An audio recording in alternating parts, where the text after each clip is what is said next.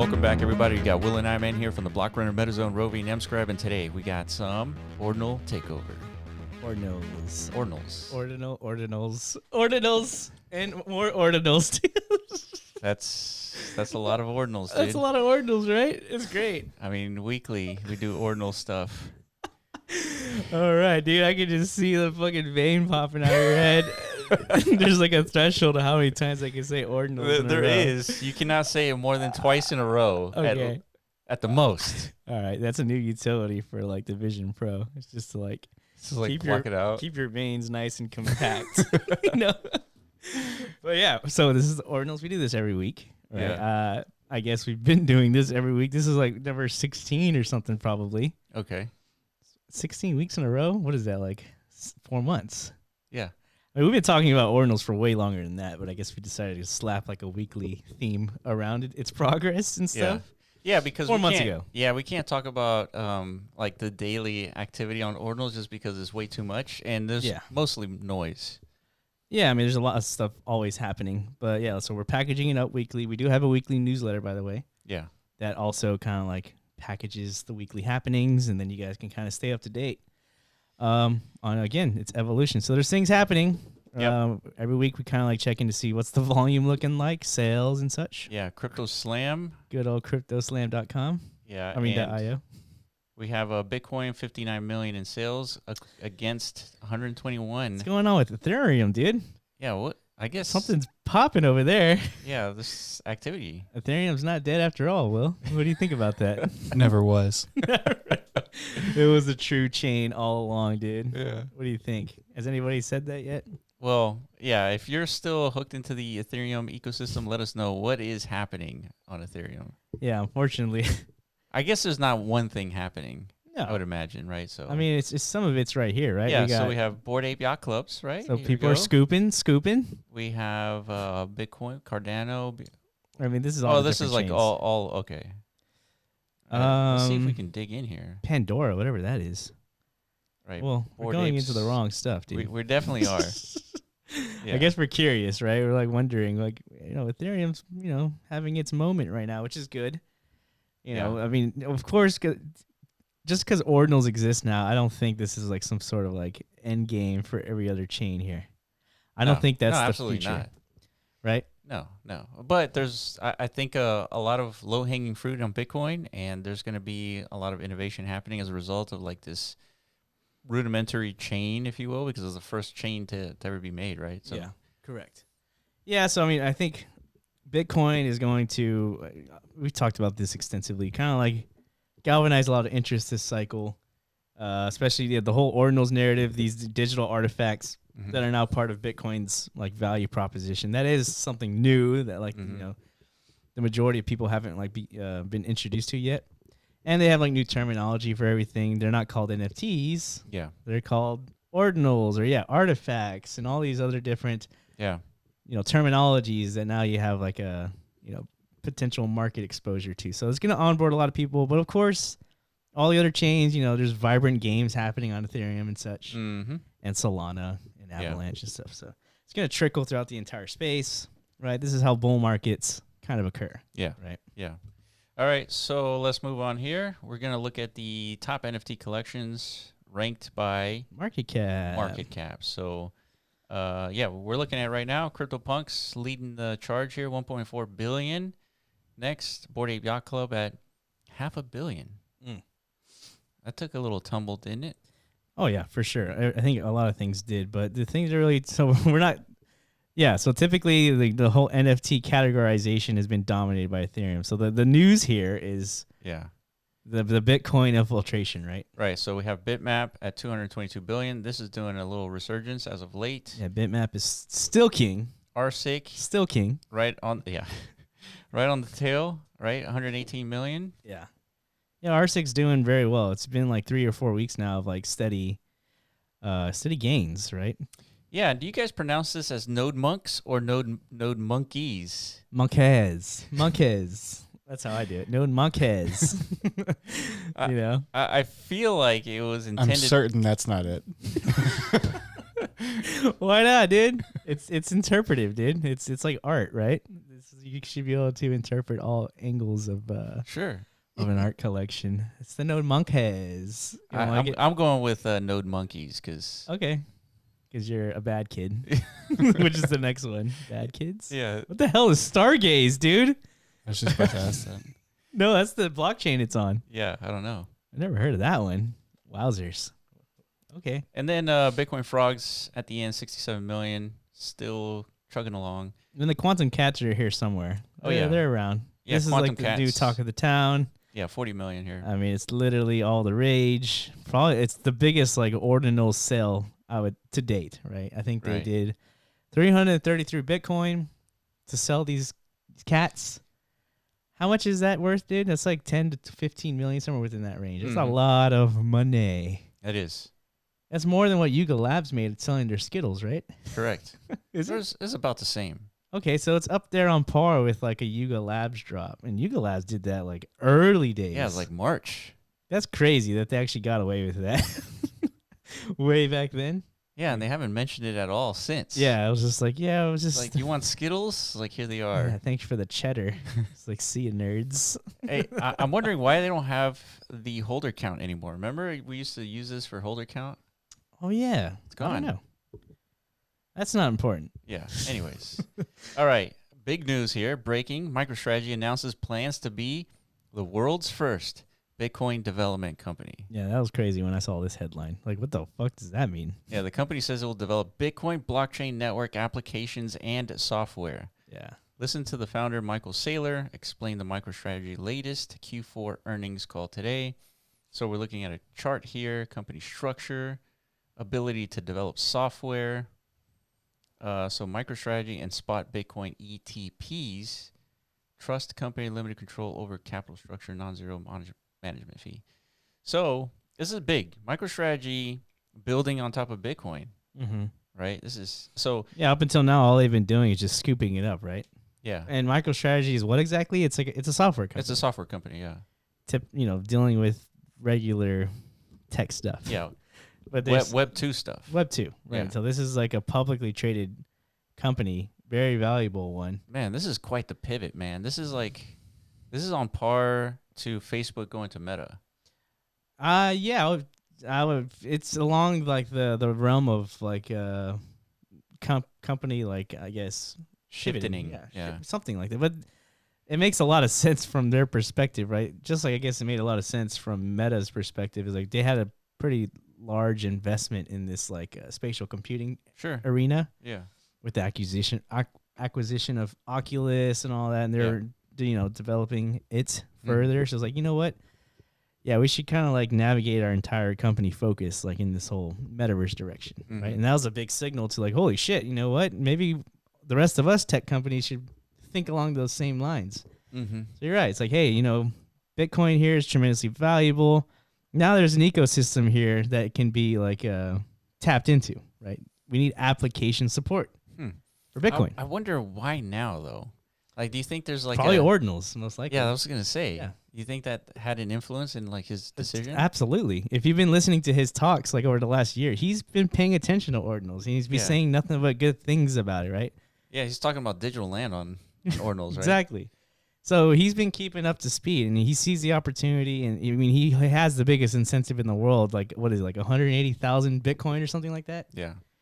Yeah, he has quite the motivation to like strengthen the value proposition of Bitcoin over time. Yeah, right? for sure. So it's like if he has the company resources to do that, develop good AAA grade software products for us Bitcoin Ordinal enjoyers of the That's future. gonna be interesting to see. Like AAA software. like software on Bitcoin. Yeah, that's gonna help the whole space and like help Yeah. developers, and it's gonna be great.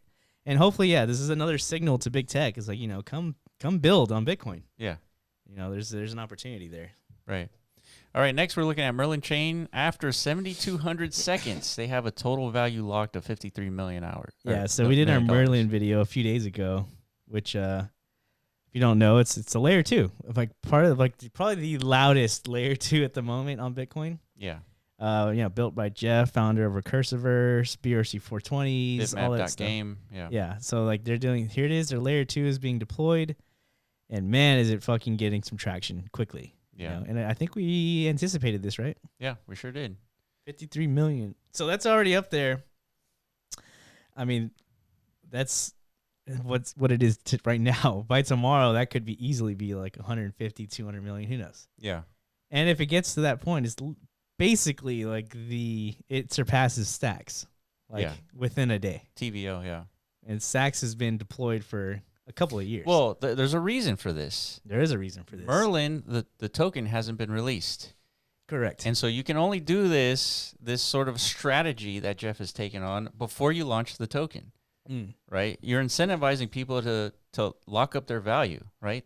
Total value locked, right? You can't do this with an already launched token because there's no incentive mechanism to unleash that, right? And so this is, for the time being, it's going to be interesting to see long-term, like what happens to the TVL once the tokens get distributed. Right, it's the same thing that happened with Blur. It's like, come to Blur, trade your NFTs, and we'll issue you a token, and then that has a consequence. Well, the strategy is to let's put out these carrots on a stick, right? Which is the token, the ecosystem token itself, right? Is up for grabs, and it's gonna be dependent on, you got to bridge your liquidity over and stake them, lock them up into these things called, what are they called? Seals. Seals, yeah. Another name for like a token wrapper or staking protocol, basically. Lock them up. Probably a multi-sig wallet. Yeah, like based on the amount of assets you're actually aggregating into our ecosystem and locking up. Yeah. That is going to be what determines your share of the token allocation. It's a great idea to get people to kind of like, again, rush their liquidity into a single place. And here's my proof here. Remember, we just did we did a video on bitmap holders. We did, right? And it was over 33,250. Correct. It went down to 1,800 and change here. Something like that. Yeah. So where do you think that all the owners went? They sent it to Merlin chain. Yeah, I think they have something like 40 or 50,000 bitmaps already like locked up. Right. That's interesting. So like literally, that's a huge risk. I mean, sending your bitmap to like an address that someone else controls, I mean, that's a risk. Right. Yeah. So that is like something we talked about in our video. So go watch that. Definitely want to get the inside scoop on what's happening. This is, I think, going to be another signal. This is clearly the layer 2 thing is like, what's happening right now. And so Stacks, I'm sure, is definitely paying attention to this. It's like, damn. And every other L2 competitor that's entering into this space and at the moment ready to deploy, we're probably going to see something of similar trend. And I feel like sending your tokens, your assets over there, I think it's locked up for like a couple of weeks at least, right? So yeah, be careful. All right, Saturn, the ring token standard. So how does this work? Rings work by verifying or marking existing Satoshis, making up a new token supply. The smallest denomination of a ring token is represented with 1 Satoshi. This approach of marking the existing Satoshis in wallets allows for completely free distribution or airdrops on Bitcoin. So basically, you hold Satoshis in your wallet, and in this case, at least 100,000 Satoshis, and you get, what is it, one of these rug tokens or 100,000 rug tokens? Yeah. Yeah, it's basically you're just transforming like a sat into a rug, a colored sat. Yeah. Right. If they're colored coins, essentially, that's the premise behind colored coins. It's they're not like they're not vapor tokens, really. They're backed by actual sats. Right. You're just kind of like applying a new skin to them in a sense, and now they have a whole different utility and purpose. So this is kind of like atomicals in a sense. Atomicals were also backed by sats. So yeah, this is like a whole different like fungible token like niche, right? It's like, what is the value of fungible tokens that are actually just different permutations of sats, isotopes, if you will. Yeah, is that the right dude? You like science terms? Is I that do, the right I do term? like science. Yes, isotopes of a sat. That's correct. Very good. Yes. So I'm learning. Yeah, and then you'll be able to split up these sats, I think, on their platform. Yeah, and then actually make it. So this will be a single UTXO, and then you can break it up into multiple UTXOs. Yeah, and use them like you do any other fungible token, right? But here's an interesting thing: is like the way that Bitcoin works. There's like a dust fee threshold, and so you can only break this UTXO down to 546 satoshis. So that is the minimum amount that you can actually trade satoshis. What about like uncommon sats and stuff, which are like there's only like 800,000 in existence. Each one's worth like 600 grand. Yeah, but that uncommon sat travels with 545 other satoshis. I got you. Yeah. That's cool. So yeah, I mean, really, it only breaks down so far. Right. Is my point. Okay. All right, moving on. All right, we got BasePad. BasePad, we interviewed them several weeks ago. Yeah. Remember Lambda protocol? So the IDO is approaching here pretty soon. Fortunately, we've been way too damn busy to like beta test all their, the smart contract capabilities and such. Which I've been hearing good things. Yeah, there's plenty of other people on Twitter, metaverse. I think Ordinals Revolution, they did like a deep dive into like the actual protocol itself. Yeah, I mean, here's metaverse. This changes everything. Lambda, Bitcoin, smart contracts, and DeFi walkthrough. Yeah, so we're talking about another niche. I think like another niche is definitely like smart contract programmability native to layer 1. Like that is another like emerging niche, right? That needs to be paid attention to. You got BRC 100s, and they're like modular, layer 1 protocol where you can like incorporate more functions over time. We have like BitVM in the discussions now. Yeah. Like very highly endorsed by Bob Bodley and others. Yeah. Like this might be the way. And then you got Lambda and other projects like kind of like focusing on the same thing. Then you got others like, you know what? We need to just abstract this to the second layer. Like that's where the real execution happens. Some are saying off chain. Yeah.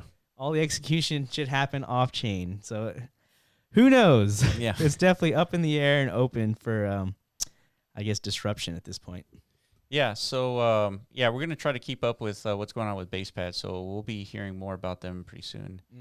All right, NFT Now says French Montana got a quantum cat. Who the hell is French Montana, man? You don't need to know, dude, but I mean, he was relevant like in recent years. I think I don't know, he probably dated a Kardashian at one point or something like that. Who hasn't? Right? That's right. But the point is he's some guy that the internet seems to know because he made some songs and such.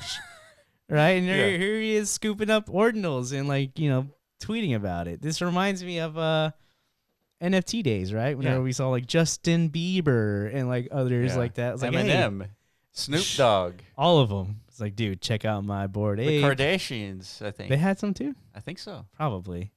I wouldn't be surprised. But maybe this is like the very beginnings of that. We saw, what's his name? Gary V. Yeah, he's in it. He's pumping up the on-chain monkeys. He's like, dude, I'm fucking porting my monkey from Ethereum to Bitcoin. It's like, I see it now. I see the light. Yeah. So maybe this is it. Another beacon has been lit, dude. The celebrities are in. Right. Like apparently French Montana is like, he's the gatekeeper all along. Yeah. So this is just an image. Damn it. Okay. All right, moving on. There's an actual tweet, but yeah. Yeah, so quantum cats are evolving. This is cool. Yeah, so I guess it seems like the background has changed based off of based off the code of the inscription itself. Yeah, you're gonna have to kind of like dissect that and explain because this is like a demonstration and a showcase of some of the later, I guess, innovations to ordinal tech. Right? You would say? Would you agree? Yeah. So if you were inclined to kind of look deeper, so you could go to Ordiscan, look up any inscription ID of a quantum cat, look at the source code, and it's pretty simple, right? This is the source code of that picture, right? There's a script. That script is calling number 1587, and there's a source. And if you go look up that source, I think it's just more code. So if you understand how to read some of this JavaScript, you'll be able to understand how they were able to put this all together. And so this is how they're able to update the background and update some of the stuff based on in real time. The meta of the So do you think? And so here's how they look like on Magic Eden. So these have to be like stored, right? Like these evolution phases somewhere in the code itself, and then do they have like a parent inscription that like that's what they're reinscribing, and like that's what activates the phase transferring? So or something? The eyes, the background, like the color, anything that you see that is different from another cat, all of those are individual inscriptions. Yeah, correct. They're and they recursively put them together. Yeah. And so these backgrounds, I guess, can be changed, and maybe this is how they were intended to be anyways. Yeah. So I don't know. Okay. Well, it's interesting. Yeah, this is a demonstration of like probably a lot of things, reinscribing, the leveraging of SAT endpoints and such, which, ultimately results in something we've seen before in Ethereum, which they're called dynamic NFTs, right? Yeah. They're basically NFTs that you can manipulate and change over time based on some sort of logic input. Yeah. Right? And that's correct. very cool. It's very usable, especially in games and such. So it's cool to see. Yeah. Right? All right. That's it for us. We talked about a lot of things: quantum cats, Merlin chain, Saturn, basepad. Let us know if we missed anything in this week's Ordinal Takeover. If you find something, definitely let us know in the comment section below. And appreciate you guys for watching, and we'll catch you in the next video. Peace.